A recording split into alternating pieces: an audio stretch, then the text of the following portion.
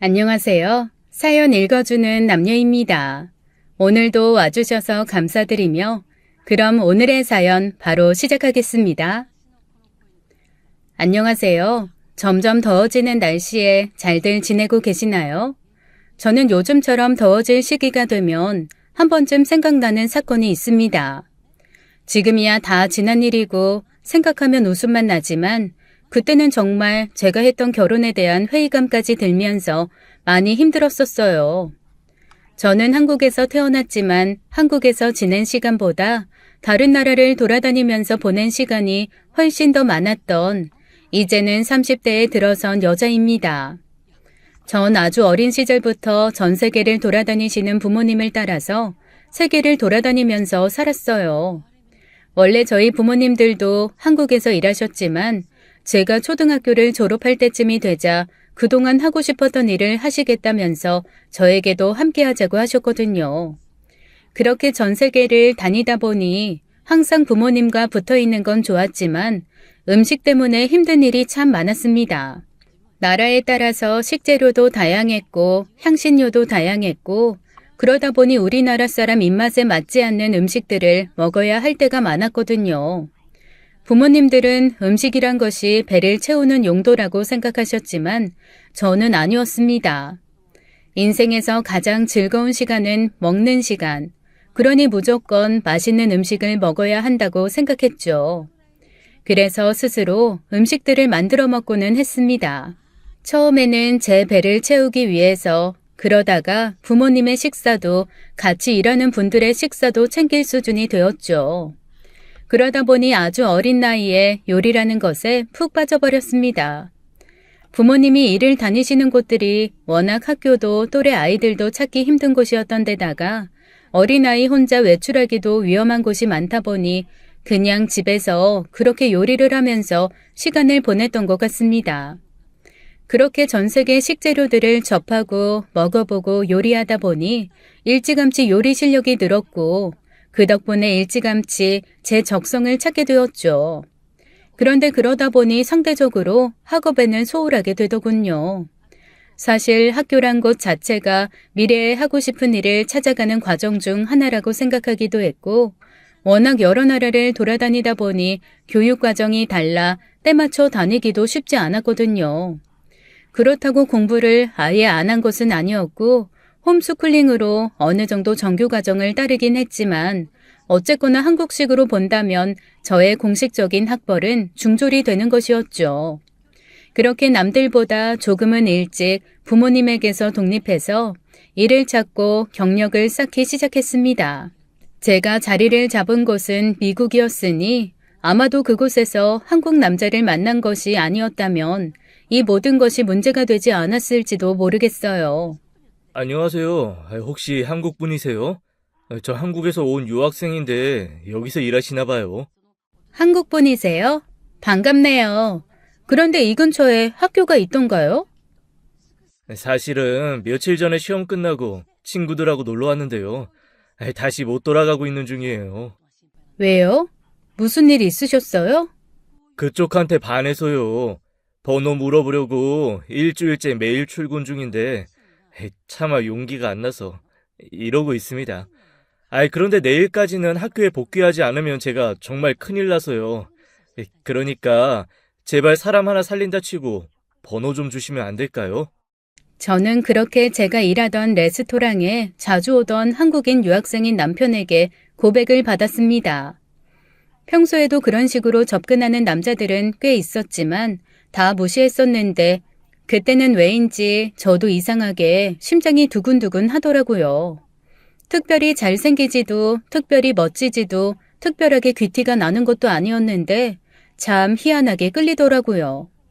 그런데 제가 평소에 또래들과 만날 일이 적다 보니 연애가 처음이었고 그렇다 보니까 그만 실수 아닌 실수를 해버렸습니다. 연애를 시작한 지 1년도 되기 전에 덜컥 임신이 되어버린 것이었죠. 아직 결혼에 대한 이야기를 하기도 전이었고 서로 미래를 약속한 것도 아니었고 그 남자는 아직 공부를 해야 하는 것도 많이 남아 있었거든요. 그런데 애가 생겼으니 어떻게 해야 하나 참 고민이 많이 됐습니다. 사실 혼자 낳아서 기르는 것도 문제는 되지 않았지만 그래도 사랑하는 사람 사이에서 생긴 아이니까 함께 이야기하고 이왕이면 미래도 함께하고 싶었어요. 그걸 말이라고 해? 당연히 나와야지. 세상에. 그럼 뭐부터 해야지? 결혼부터 해야 하나? 그럼 난 어떻게 할까? 우선 우리 부모님한테 이야기를 해야 결혼을 준비하는데 어떻게 하지? 어떻게 하지? 그 남자는 당황하기는 했지만 다행히 아이가 생겼다는 사실을 기뻐해 주었습니다. 그리고 아이가 생겼으니 공부를 포기하고 한국으로 들어가서 취업을 하겠다고 하더군요.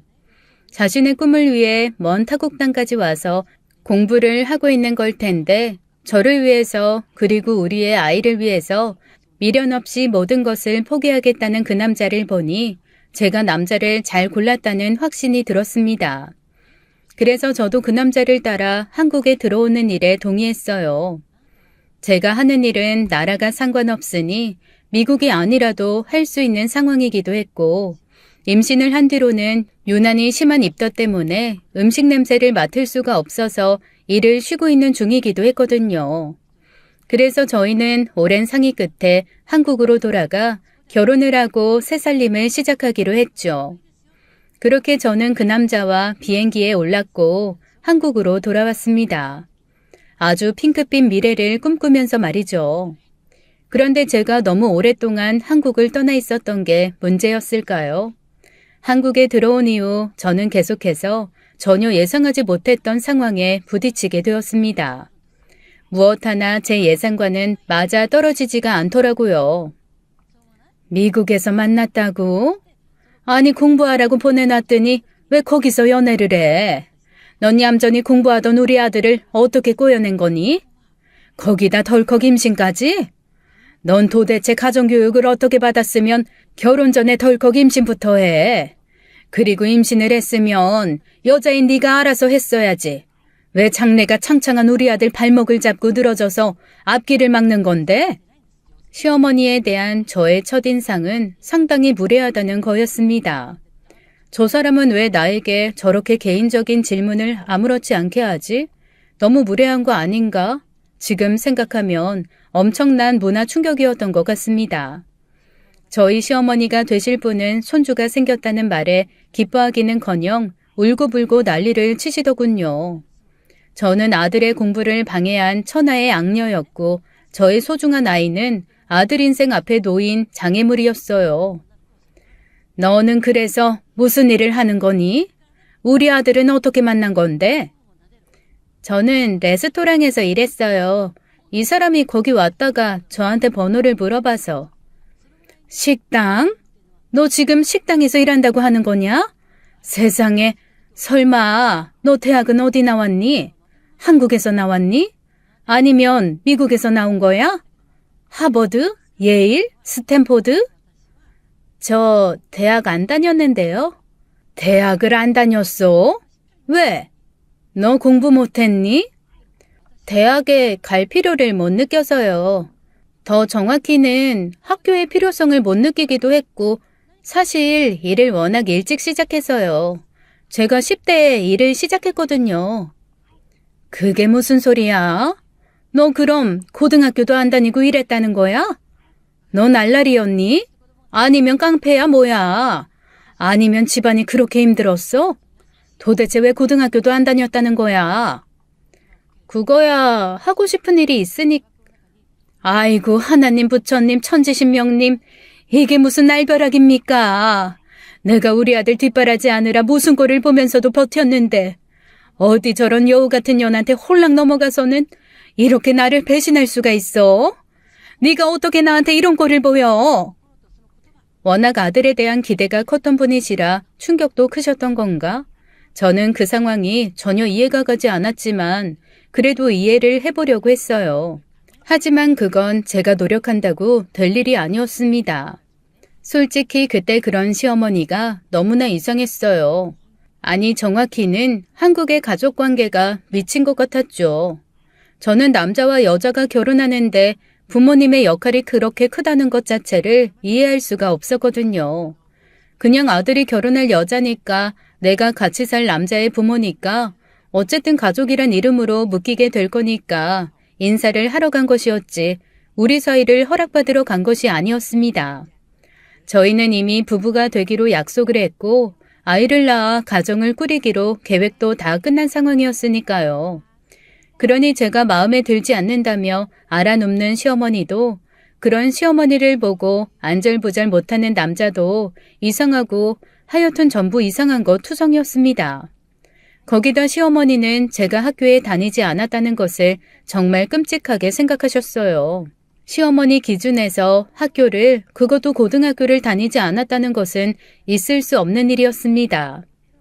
저에게 엄청난 문제가 있다거나 저희 부모님에게 엄청난 문제가 있다거나 둘 중에 한 가지가 아니면 있을 수 없는 일이라고 믿으시는 듯 했어요. 거기다 상상력은 어찌나 뛰어나신지 제가 학교를 다니지 못한 이유에 대해서 100만 가지는 떠올리시는 것 같았습니다.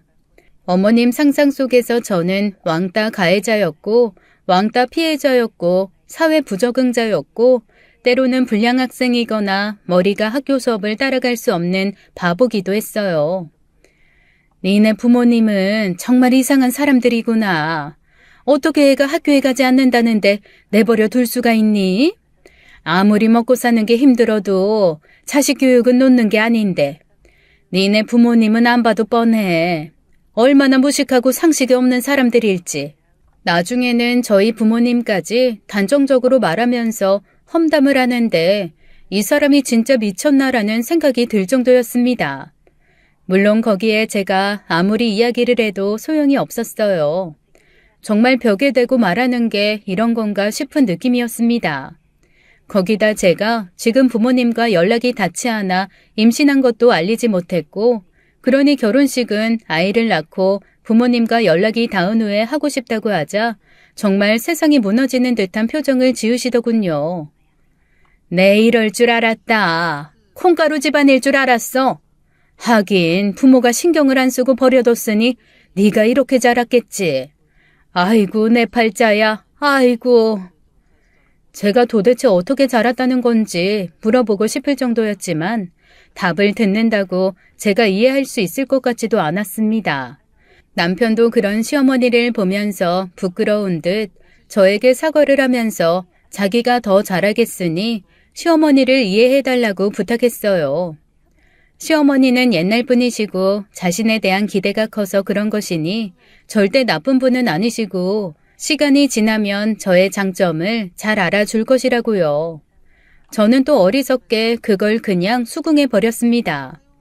어차피 저와 한 집에서 살 사람은 남편이고 남편과는 문제가 없으니 시어머니라는 사람이 아무리 저에게 막말을 해도 안 보면 된다고 생각했어요.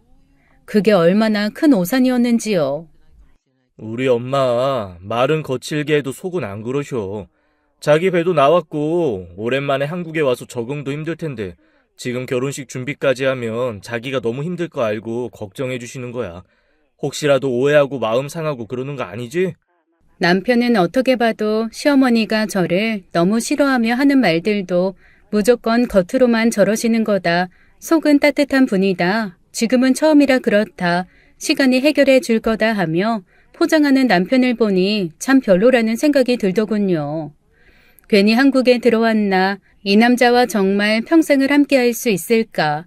이 남자가 아이의 아빠로 괜찮은 걸까? 오만 생각이 다 들던 시기였습니다. 그러나 그만둔다는 건 언제든 할 수 있다고 생각하기도 했고 어쨌거나 배는 점점 불러왔고 출산은 가까워졌으니 당장은 좀 버텨보자 하고 생각했어요. 그저 곧 있을 아이와의 만남을 기대하며 하루하루 스트레스 받지 않고 보내려고 노력했죠. 그리고 한동안은 실제로 괜찮기도 했습니다. 시어머니가 바빴거든요. 바로 저의 시동생, 남편의 동생 결혼을 위해 본격적으로 나섰거든요. 난 정말 네가 이렇게 내 뒤통수를 칠 수 있을 거라고는 꿈에도 몰랐어. 그것도 여자 문제로 말이야. 그래서 내가 정신을 차리기로 했다. 너무 안일했던 것 같아. 내가 신경을 쓰지 않으면 저런 여자가 붙을 수도 있다는 걸 예상했어야 하는데 말이야. 그러니까 작은 애 너는 혹시라도 그런 일 없게 그냥 일찌감치 좋은 여자 만나는 게 좋겠어. 이번 주부터 당장 맞선부터 보자. 거기 나오는 여자들은 이미 한 번쯤 걸러진 여자니 조건은 걱정하지 말고 부지런히 만나서 네 취향에 맞는 여자를 찾아봐라. 부디 너는 엄마를 실망시키지 않을 거라 믿는다.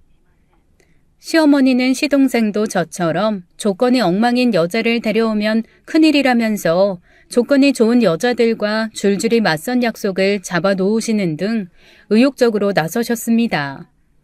그거야 시어머님의 며느리 취향이고 희망이니 제가 참견할 일은 아니었지만 한편으로는 정말 징그럽다 싶을 만큼 저를 물고 늘어졌어요. 시어머니는 저만 보면 본인이 바라는 며느리감에 대해서 설명하고 또 설명했습니다. 난 사람을 판단하는 제일 기본이 바로 학벌이라고 생각해. 그 사람이 어떤 대학을 나왔는지를 보면 그 사람이 얼마나 성실하게 학창시절 보냈는지 과거가 보이는 거고, 앞으로 어떤 일을 하면서 살아가게 될지 미래도 예측이 가능해지지.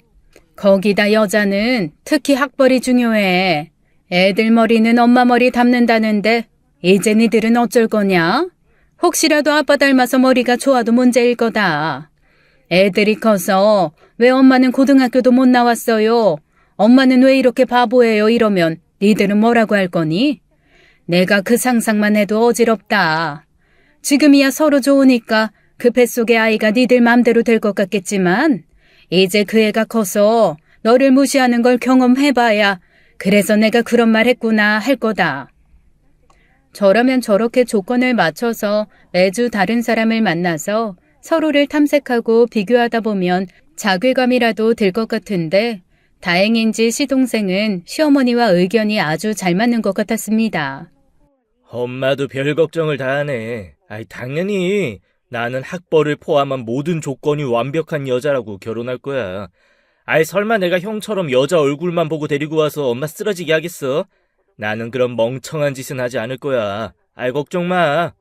그래, 제발 그래주라. 너까지 그러면 정말 엄마는 사는 낙이 없을 것 같다.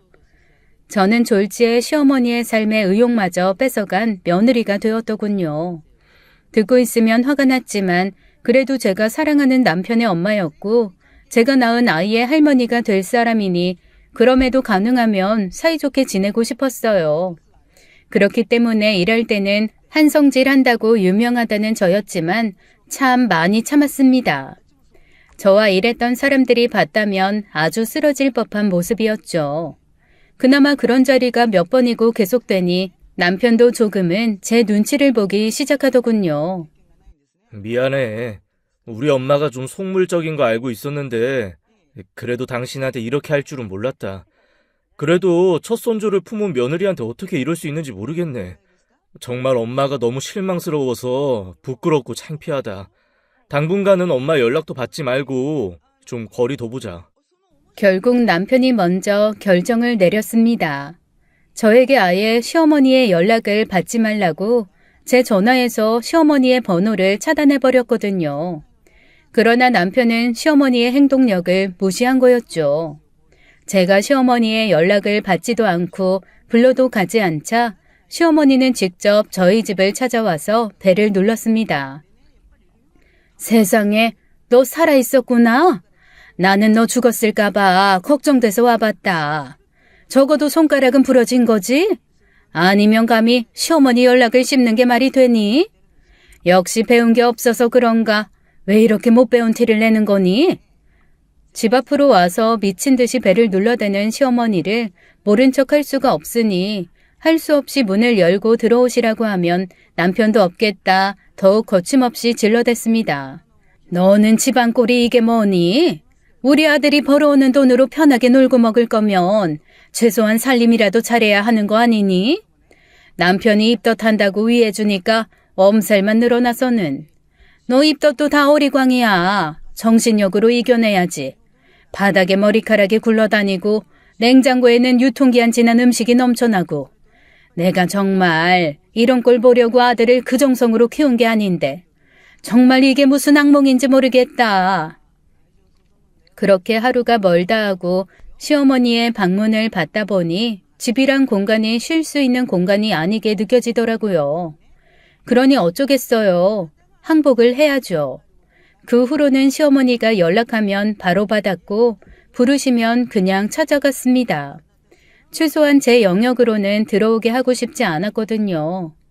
그러면 시어머니는 며느리의 당연한 역할을 알려주겠다며 그렇게 집안 살림을 시키셨습니다. 입덧 때문에 정작 저희 집도 제대로 치우거나 남편 식사도 챙기지 못하던 저였는데 시댁에 빨래며 청소를 참 알차게도 시키더군요. 어떤 날은 아예 부엌에 엄청난 식재료를 쌓아놓기도 하셨습니다. 너 식당에서 일했다고 했지? 그럼 어디 그거라도 해봐라. 오늘 내 친구들 올 거니 제대로 잔치 음식 좀 만들어봐. 입덧 때문에 힘들기는 했어도 청소나 빨래보다는 요리가 낫기는 했습니다. 그러나 그렇게 만든 음식들을 보고 칭찬 한번 한 적이 없이 그저 타박만 하셨어요. 세상에, 너는 그나마도 쓸모가 없네. 손님을 불렀다고 하면 좀 제대로 모양 있게 만들어야지.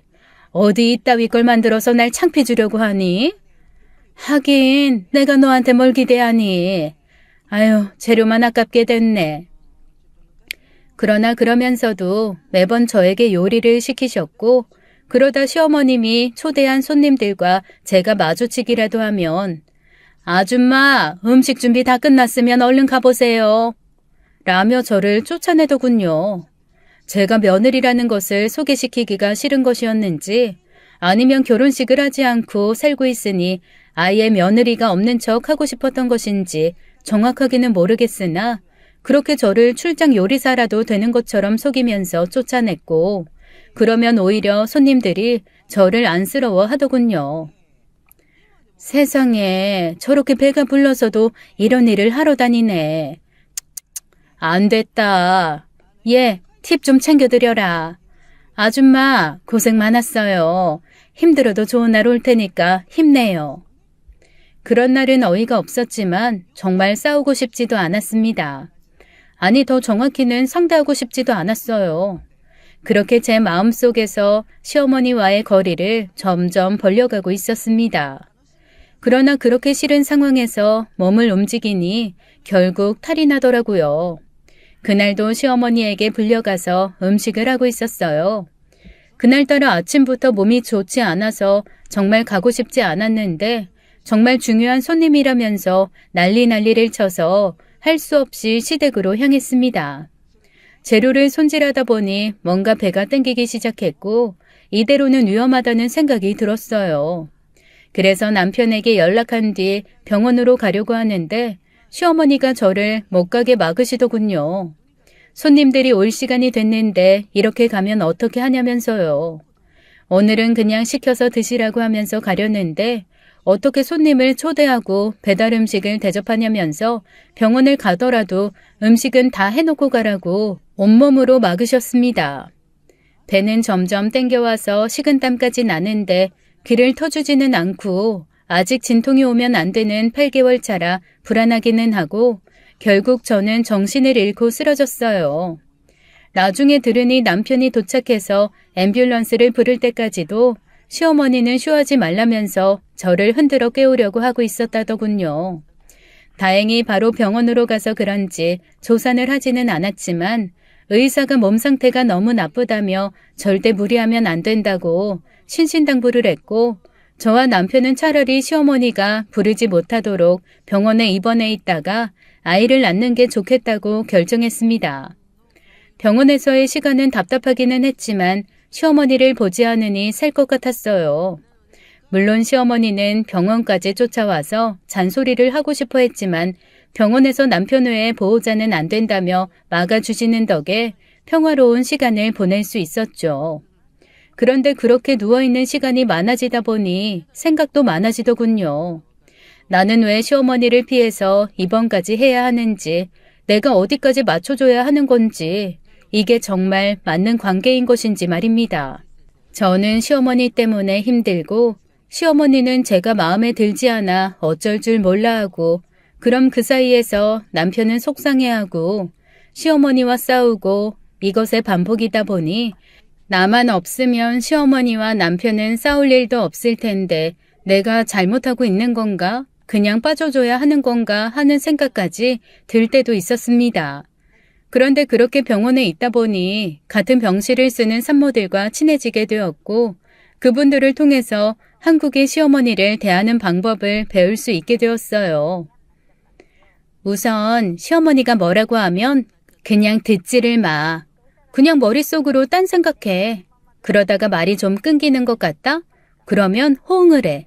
아, 네, 그렇죠. 같은 거 있잖아. 보통 시어머니가 며느리한테 하는 이야기는 10에서 9는 하나도 안 중요한 거니까 그 중요한 한 개를 위해서 시어머니가 하는 이야기를 다 경청하다가 스트레스 받을 필요가 없어.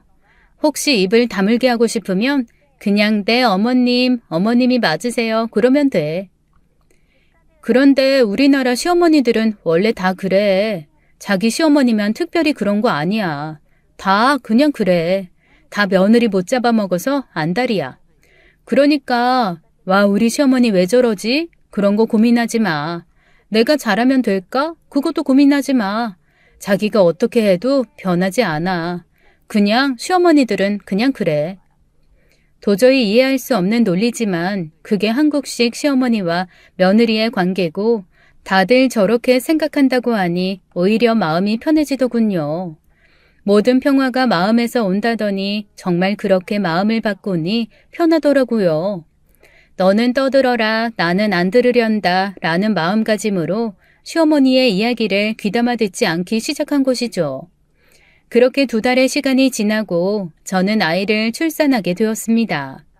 아이가 태어나니 아이만 보고 있어도 너무 행복하다 보니까 아이에게만 집중을 하게 되기도 했고요. 눈을 마주쳐도 좋고 입이 오물거리는 것을 봐도 좋고 웃는 것 우는 것 뭐래도 귀엽고 사랑스러운 아이를 보고 있으니 시간이 어찌나 빠르게 지나가는지요. 너 혹시 고아 아니니? 어떻게 아직까지 연락이 안 될 수가 있어? 어떻게 딸이 자식을 낳았는데도 이렇게 모른 척을 하고 있을 수가 있냐고. 너 진짜 부모가 있기는 한 거니? 안 그래도 얼마 전에 연락은 됐어요. 이번에는 정말 오지에 가 계신다고 하시더라고요. 그런데 하시는 일이 있으셔서 당장은 못 나오시나 봐요. 안 그래도 저희 애기 보고 싶다고 최대한 빨리 나오신다고는 하셨어요. 넌 지금 그걸 말이라고 하고 있니?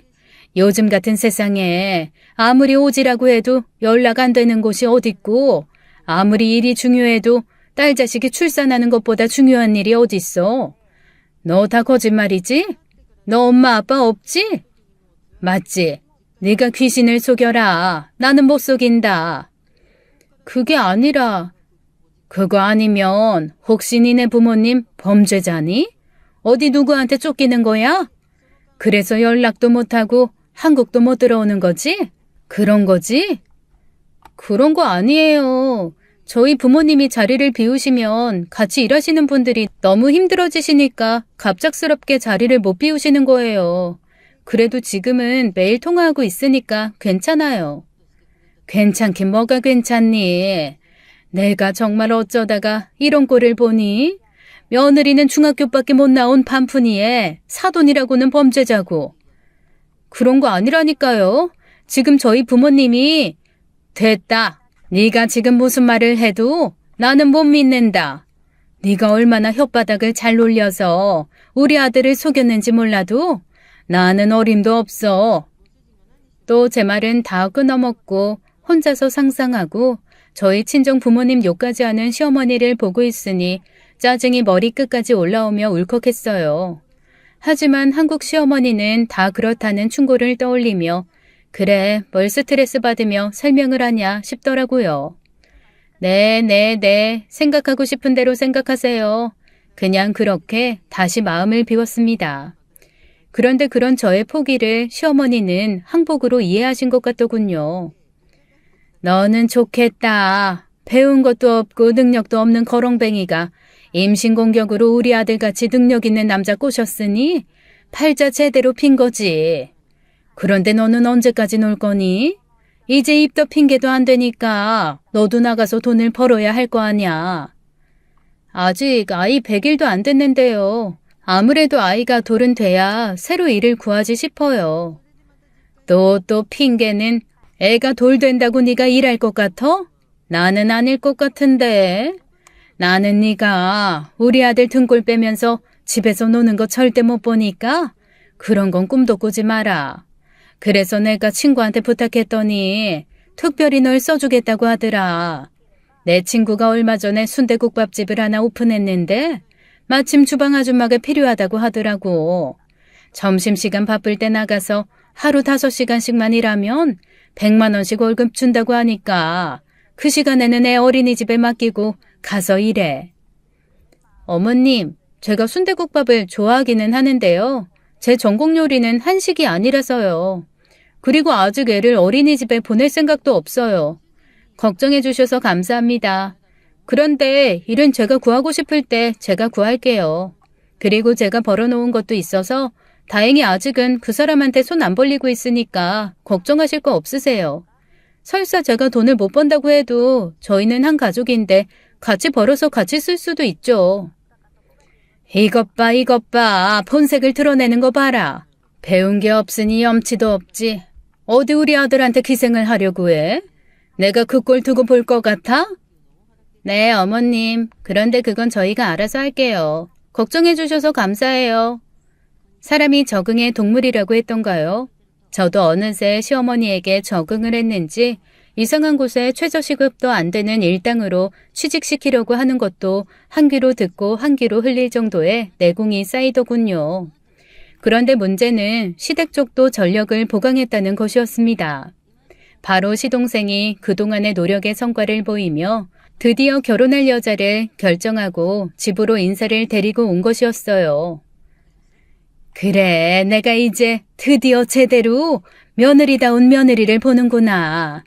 그래, 학교도 직업도 집안도 이렇게 마음에 드는 애가 우리 아들들 짝이어야 하는 건데 말이다. 엄마 또 왜 이래요? 나하고 약속한 거 잊으신 거예요? 이러실 거면 저희 일어날게요. 일어나긴 어딜 일어나니. 큰애야, 드디어 네가 우리 집을 위해서 해줄 일이 생겼지 뭐니? 자고로 우리나라에서는 맏며느리가 시동생들, 시누이들 결혼을 책임지는 거란다. 그러니까 이번에 시동생 결혼식은 네 일이다 생각하고 열심히 준비해라. 작은 애는 일이 바빠서 그런 사소한 일에 신경 쓸 새가 없을 거야. 원래 사회적으로 인정받는 사람들은 일만 열심히 하게 주변에서 도와줘야 하는 거고. 그러니까 큰애 네가 자잘한 심부름들 몸 쓰는 건 나서서 다 해주고. 알았지? 엄마, 그건 좀 아닌 것 같은데. 우리도 아직 식을 못 올렸는데 동생 결혼 준비를 이 사람이 어떻게 도와? 내가 니들한테 결혼식 하지 말라고 했니? 제 엄마 아빠가 나타나야 식을 하던지 말던지 할 거 아냐. 그 엄마 아빠라는 사람이 진짜 있는지 사기를 당하고 있는 건지 이제는 나도 모르겠으니까. 그리고 어차피 니들도 결혼할 거면 미리 동생 결혼 준비하는 거 도우면서 니들 결혼 어떻게 할 건지 예상도 세우고 하면 될 거 아니야. 물론 혹시라도 결혼식을 하게 된다고 해도 수준 차이가 나서 비슷하게도 못하겠지만. 엄마! 남편은 시어머니에게 또 잔뜩 화를 냈습니다. 시동생이 데려온 여자를 두 팔 벌려 환영하는 모습이 저를 대하는 모습과 너무 달라서 이제 분노까지 일어난다고 하더라고요. 그러면서 절대로 돕지 말라고 했지만 저는 좀 다른 욕심이 있었습니다. 제가 이런저런 사정으로 또래 동성의 친구가 없었고 자매나 가까운 친척도 없었던 터라 같은 집안의 며느리가 된 또래의 여자 동서와 친하게 지내고 싶은 욕심이 있었거든요. 그런데 저는 남편의 말을 들었어야 하는 거였습니다. 한 집안 며느리들이 잘 지내야지 집안이 편한 거다. 둘이 수준은 너무 다르지만 어쩌겠니. 잘난 사람이 조금 너그러운 마음으로 봐줘야지. 그네 너는 네가 형님이라고 어줍잖게 동서 시집살이 같은 거 시킬 생각 꿈에도 하지 말아라. 나는 그런 꼴 못 본다. 그저 좋은 대학 나오고 좋은 직장 다니는 동서가 들어왔으니 하나라도 배울 게 있겠거니 하고 겸손한 마음으로 대하고 시키는 건 무조건 잘하고. 알겠니? 이번 결혼 준비부터 알았지?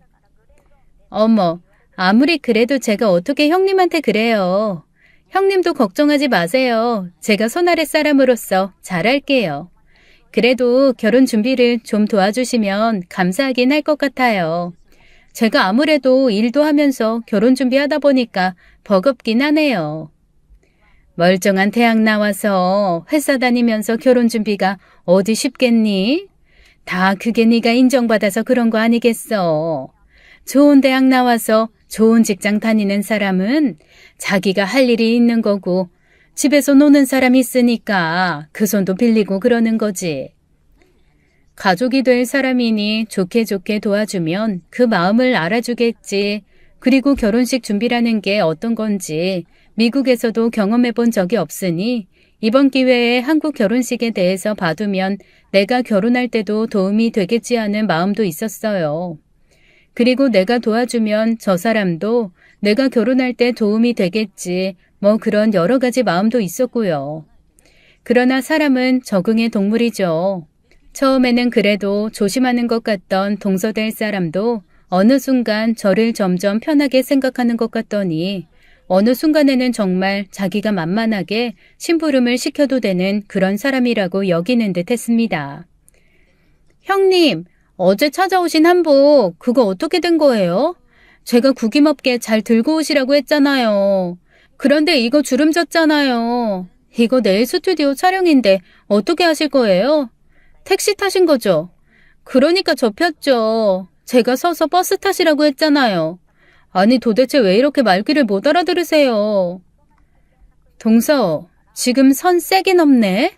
사람이 좋은 마음으로 도움을 준 거면 고마워하는 게 아니라 지금 뭐라고 하는 거야? 돈 주고 사람을 써도 그렇게 말하면 갑질이란 소리 들어. 근데 하물며 나는 동서 윗사람이고. 윗사람은 개뿔? 나이 많은 게 벼슬인 줄 아나. 동서! 어머, 들리셨어요? 귀는 잘 들리시나 봐요. 그러게 어릴 때 공부 좀 하시지 그러셨어요. 중졸이 뭐예요, 중졸이? 제가 지금 형님이랑 한 집안 식구가 된다는 게 얼마나 자존심 상하는지 아세요? 정말 형님 때문에 결혼 엎으려고 한 거 겨우겨우 참고 진행하는 거예요. 그러니까 괜히 어설프게 형님 행세할 생각 말아요. 동서, 내가 학교를 어딜 다녔고 어떻게 살았건 내가 동서한테 피해만 주지 않으면 되는 거 아니야? 왜 내가 동서한테 그런 걸로 무시를 당해야 돼? 이런 식이면 내가 동서 결혼 반대해야 하는 정도인 거야. 반대요? 해보세요, 어디. 제 결혼이 엎어지나 형님이 이 집안에서 쫓겨나나. 설마 뭐 미국식 마인드신 거예요? 인간은 모두 평등하다, 그런 거요? 아니요, 절대 아니에요. 사람은 다 급이 있어요. 거기다 후천적인 건 더욱 그렇고요. 노력해서 얻을 수 있는 건 노력해서 얻으셨어야죠. 도대체 왜 노력이란 건 하지 않고 거저 얻으려고 하세요? 저 그런 사람들 정말 극혐합니다. 와, 평생 처음 들어보는 말들을 어쩜 그렇게 다다다 쏟아내는지요. 평생을 한 번도 게으르게 살아본 적도 없고 항상 치열하게 살아온 저에게 어떻게 저런 말을 할 수가 있는지. 아니 설사 제가 평생을 게으르게 살았다 한들 그게 자기들한테 피해를 주는 것도 아닌데 왜 저렇게 막말을 하는지 정말 황당하고 어이가 없을 뿐이었습니다. 그리고 사람이 사람을 선의로 대하는데 반대쪽에서 악으로 대응한다면 저도 굳이 상대하고 있을 필요가 없다는 생각이 들었어요.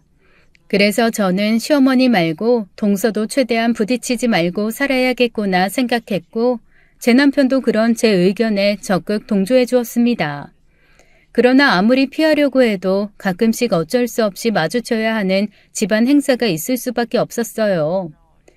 어머님, 제가 결혼하고 어머님 첫 생신이시라서 어떻게 해야 하나 고민을 엄청나게 했거든요. 그래서 어머님 맛있는 거 사드리려고 하는데 원래 생신날 식사는 아주버님이 대접한다고 하시더라고요. 그래서 제가 정말 예약하기 어려운 핫한 곳을 예약했어요.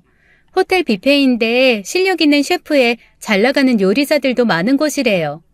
거기 예약하려고 해도 3달쯤 예약이 꽉 찼는데 마침 제가 거기 보조 주방장 중에 한 명이 저희 아버지 친한 친구분 아들이라서 자리를 뺐어요. 세상에, 그런 곳을 네가 예약했어? 어머, 이게 무슨 호강이니? 내가 무슨 복에 너 같은 며느리를 얻어서 호사를 누리겠구나. 고맙다, 고마워. 아니, 호텔 뷔페에서 자기가 사겠다는 것도 아니고 예약만 해준 건데 그렇게 생색을 내는 동서나 그걸 또 기특하다고 좋아하시는 시어머니를 보고 있자니 참 잘들 논다라는 생각만 들더라고요. 그러나 그 뷔페는 저도 궁금했던 터라 그냥 참고 함께 갔어요. 세상에, 여기 정말 고급스럽구나. 집안에 며느리가 잘 들어오니까 내가 이런 호강을 하는구나. 너는 어떻게 이런 최고급 호텔에서 일하는 사람을 알고 있니? 정말 대단하다. 역시 사람들은 끼리끼리 어울리는 거야. 어머님도 참 별거 아니에요. 그저 열심히 살았을 뿐인걸요. 그렇게 시어머니와 동서는 저희들 옆에서 서로 나쁘끄러운 소리를 참 아무렇지도 않게 하고 있었지만 저는 그저 음식에 집중해 있었습니다. 동서의 말이 맞긴 하더군요. 보통 호텔의 뷔페는 한 가지 테마로 꾸며지는 전통 레스토랑보다는 음식의 수준이 떨어지는 경우가 있는데 그 호텔의 뷔페는 전반적으로 수준이 높았습니다. 프렌치, 한식, 중식, 일식까지 재료도 신선하고 요리법도 깔끔하고 도전적이었어요. 특히 샐러드가 인상적이었습니다. 저는 어느 식당이건 제일 먼저 먹는 것이 가벼운 샐러드예요. 샐러드의 재료를 어떻게 손질했는지, 어떻게 관리했는지가 그 식당의 수준을 판단할 수 있거든요. 그런데 그곳은 그 샐러드의 종류가 다양해서 꽤 즐거운 시간을 보내고 있었는데 제가 음식을 가져온 접시를 본 시어머니와 동서가 비웃기 시작하더군요. 아무리 고급스러운 데를 오면 뭐라니? 사람이 싸구려니 입도 싸구려라 좋은 걸 먹을 줄 모르는 걸. 비싼 거 다 놔두고 저거 먹는 꼬라지 봐라. 내가 창피해서 어딜 데려갈 수가 없어. 어머님도 참. 왜 미식가가 3대에 걸쳐야 태어나는데요. 미식은 자기가 노력한다고 되는 게 아니에요. 부모님부터 열심히 먹이고 노력해야지 겨우 가능한 거래요. 하긴 어려서부터 맛있는 걸 제대로 먹어본 적이 없을 테니 제가 무슨 맛을 알겠니. 그래도 정말 부끄러워서 같이 다니기가 싫다. 제 기준에서는 이렇게 사람들이 많은 곳에서 자신의 험담을 하는 것이 더 부끄러운 일일 텐데 그건 모르고 계속 떠들고 있는 두 사람을 보니 정말 저랑 안 맞는 사람들이라는 실감만 다시 들더군요. 기분 좋게 먹고 있던 음식 맛도 갑자기 뚝 떨어지는 것 같아서 포크질을 멈추고 있는데 야, 그만 먹을 거면 가서 음식이나 더 가져와라. 저쪽에 스테이크 굽는데 사람들 줄 서 있는 거 보이지? 가서 스테이크나 받아와. 비싼 거니까 넉넉하게 여러 장 받아오고. 아까 보니까 1인당 한 장씩 주는 것 같던데요? 그럼 하나 받아다 주고 또 가서 줄 서면 될 거 아니야. 넌 정말 머리를 장식으로 들고 다니니? 생각을 좀 하고 말을 하라니까. 차라리 떨어져 있는 게 낫겠다 싶어서 시어머니가 요구하는 대로 스테이크를 받으러 줄을 섰습니다. 그리고 그 순간 동서가 이야기했던 유명한 셰프가 홀에 등장했어요. 여기저기 돌아보며 음식들을 체크하고 자신을 뒤따르는 다른 요리사들에게 이런저런 조언을 하거나 지적도 하는 모습을 보니 정말 유명한 사람인가 하는 생각이 들었습니다. 동서가 알고 있다던 셰프도 저렇게 홀을 순회하고 있는 사람 중에 한 명이려나 하는 생각을 하며 스테이크를 받아 자리로 돌아가려는데 그 순간 그 유명하다는 셰프와 제 눈이 마주쳤어요. 뭔가 낯이 익은 사람인데? 하는 생각을 한 순간 그 셰프도 반갑게 제 이름을 부르며 다가오더군요. 마리아? 오 마이 갓. 아이 마리아 당신이 왜 여기 있어요? 세상에. 아이 당신을 여기서 만나게 될 줄이야. 세상에, 당신이 왜 한국에 있어요? 당신이 만든 요리에 감명받아서 여기까지 오게 된 거예요. 그런데 이렇게 당신까지 만나다니 나 정말 행운아예요. 사람들은 모두 어리둥절해했죠. 특히 시어머니와 동서는요. 다들 인사해. 나의 요리 스승이자 존경하는 멘토 천재 셰프 마리아야. 그 순간 셰프의 뒤에 있던 보조 요리사들도 일렬로 늘어서서 저에게 깍듯이 인사를 하더군요. 설마 한국에서 일하고 있나요? 아니요, 지금은 쉬고 있어요. 나중에 일하게 되면 꼭 연락 줘요. 꼭 가보고 싶으니까. 그러면서 셰프는 자기 연락처를 제게 알려주었어요. 그리고 그 소란에 결국 호텔의 지배인까지 달려오더군요. 그리고는 셰프에게 설명을 들은 지배인이 제게 명함을 내밀었어요. 마리아 씨, 우리 호텔에서 일해보시는 거 어떠세요? 연봉은 최고 대우로 해드리겠습니다. 제안은 감사한데 제가 지금 육아 중이라서요. 어떤 조건도 맞춰드릴 테니 꼭 연락 주세요. 네, 고마워요. 셰프들과 지배인이 자리로 돌아가고 나자 시어머니와 동서가 제 곁으로 다가왔어요. 이게 무슨 소리니? 저 사람들이 왜 너한테 인사를 해? 너 저 사람들 어떻게 알아? 저도 오랜만에 보는 사람들이에요. 예전에 저한테 요리 배웠던 사람이에요. 그리고 그 소란 속에서 드디어 저희 시어머니가 저의 학벌 말고 다른 부분들에 대해서 관심을 가지기 시작하시더군요. 그동안 그렇게 떠들려고 해도 듣지도 않던 제 이야기를 말입니다. 저희 부모님은 두 분 모두 의사셨습니다. 그런데 돈을 벌기보단 말 그대로 사람 고치는데 재미를 느끼시는 분이라고나 할까요? 남들은 두 분이 사명감 넘치는 진정한 의사의 표본이라고 하지만 제가 보기에 저희 부모님은 환자를 만나고 고치는 걸 세상 어떤 것보다 재미있어 하시는 분 같았습니다. 그래서 본인들의 일을 좋아하셨고 보람있어 하셨고 그러다 보니 일이 취미가 되는 덕업일치의 경지셨죠. 그러다 보니 저에게도 항상 본인이 평생 재밌어 할 수 있는 일을 찾아라 라고 잔소리를 하고는 하셨죠. 어쨌거나 그렇게 환자 고치는데 진심이셨던 저희 부모님은 제가 아주 어릴 때부터 여기저기 봉사라는 이름으로 우리나라 섬이나 오지로 환자를 만나러 다니시더니 제가 어느 정도 큰 이후에는 아예 한국 병원은 정리하시고 국경 없는 의사회에 들어가셨습니다. 그리고 그 중에서도 가장 위험하다는 곳, 의사들이 가장 가기 꺼려하는 곳들을 선택하셨죠. 너무 위험한 곳에 아이를 데리고 다닌다며 말리는 사람들도 많았지만 아이는 부모와 함께 있는 게 제일 안전하다면서 참 열심히 데리고 다니셨어요. 그러나 그런 곳들이 주로 전쟁과 가까운 곳 혹은 먹고 살기도 힘든 곳들이 대부분이다 보니 제가 학교를 다니거나 공부하는 것이 쉽지 않았죠. 네, 다 핑계입니다. 그 상황에서도 제가 열심히 공부하려고 했다면 어떻게든 공부를 했겠죠. 오히려 세계 각국의 여러 학교를 경험하며 더 수준 높은 학업 성취도를 보였을지도 모르고요. 그러나 저는 말씀드렸다시피 요리가 재밌었고 좋았습니다. 부모님은 그런 저를 응원해 주셨고요. 예전에 함께 국경 없는 의사회에서 근무하셨던 동료분께 저를 부탁했습니다.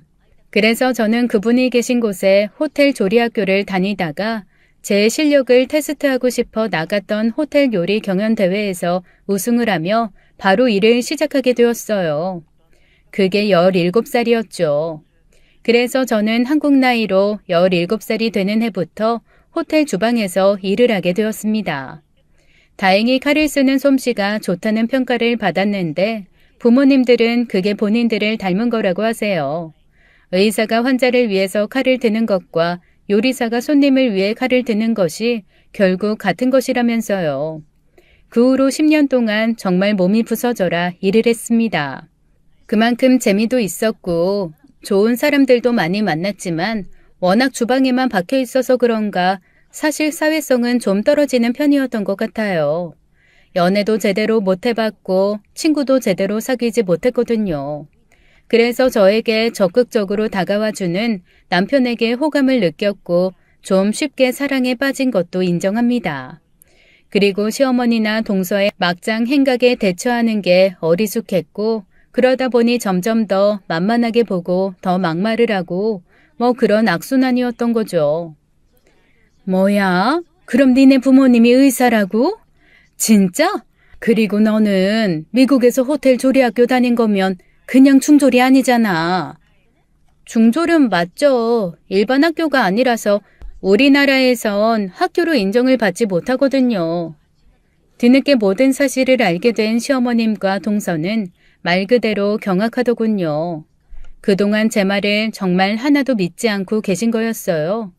당연히 거짓말일 거라고 생각하셨다는데 본인들이 그런 거짓말을 쉽게 할 수 있으니 남도 그럴 거라고 생각한 건지 뭔지. 마침 그때쯤 드디어 저희 부모님도 한국으로 들어오실 수 있으셨습니다. 제가 부모님에게서 독립한 이후 두 분은 그동안 저 때문에 자제하셨던 거라면서 정말 오지 중에 최고의 오지, 전쟁 지역 중에 최고의 전쟁 지역만 찾아다니는 바람에 정말 연락이 힘들었었거든요. 더구나 그런 곳들은 지원자가 없어서 후임자를 구하기 힘든 바람에 제가 남자를 만났다는 것도, 아이가 생겼다는 것도, 결혼을 했다는 것도, 그리고 아이를 낳았다는 것도 모두 전에는 들었지만 한국으로 나올 수는 없어서 계속 나오지 못하고 계셨던 거였습니다. 그렇게 오랜만에 만난 저희는 세상 즐거운 시간을 보냈어요. 저희 아이는 처음 만난 외할머니, 외할아버지의 품에서 계속 싱글벙글하면서 사랑을 듬뿍 받았고 저희 남편도 처음 만난 장인 장모님께 용돈도 두둑히 받고 좋은 이야기도 많이 들었습니다. 부모님은 거의 20년 만에 휴가다운 휴가를 보내시겠다면서 한동안 저희 곁에 있겠다고 하셨어요.